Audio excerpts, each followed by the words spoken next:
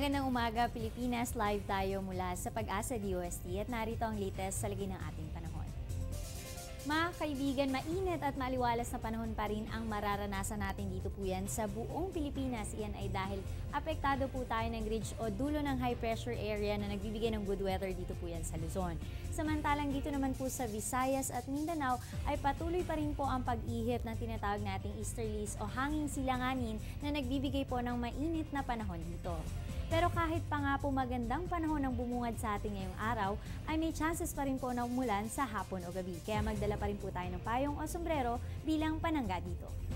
Samantala sa aming pagbabalik, ating alamin ang lagay ng Angat Dam ngayong araw. Iyan at iba pa matapos ang isang paalala.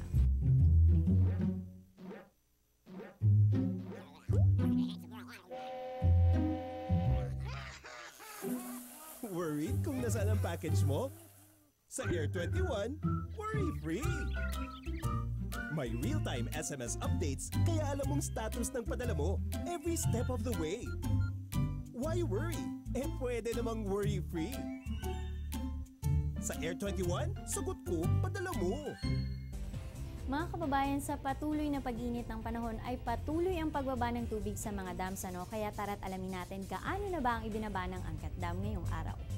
Mga kaibigan, tatlong kilalang dam ang ating tinututukan at iyan po ay ang Magat Dam, Pantabangan at pati na rin po ang Angat Dam.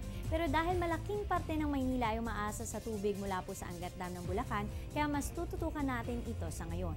Kanina ayon sa panayam natin kay Pag-asa Hydrologist June Paat, ang Angat Dam ay nagbibigay ng 97% na tubig sa Kamaynilaan. At yan ay para sa ating domestic use, irrigation at hydropower. So ibig sabihin nito, 3% lamang po ang napupunta sa iba pang malalayang lugar para ikonsumo. And as of today, bumaba po ito ng negative 0.36 meters at iyan po ay mula sa sukat kahapon na 178.28 meters na naging 177.92 meters na lamang kanina.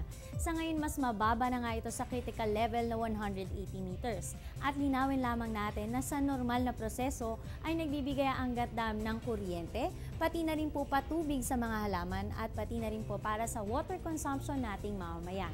Pero dahil bumaba na nga ito ng 180 meters, kaya naman nagpuputol na o masasabi na natin hindi na nga ito nagbibigay ng patubig para po dito sa ating mga sakahan.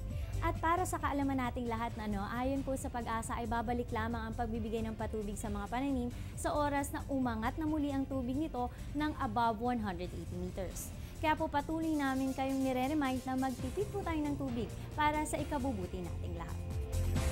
At iyan ang latest mula sa Pag-asa, manatiling nakatutok sa Panahon TV kung saan walang pinipiling panahon ang pagbibigay impormasyon.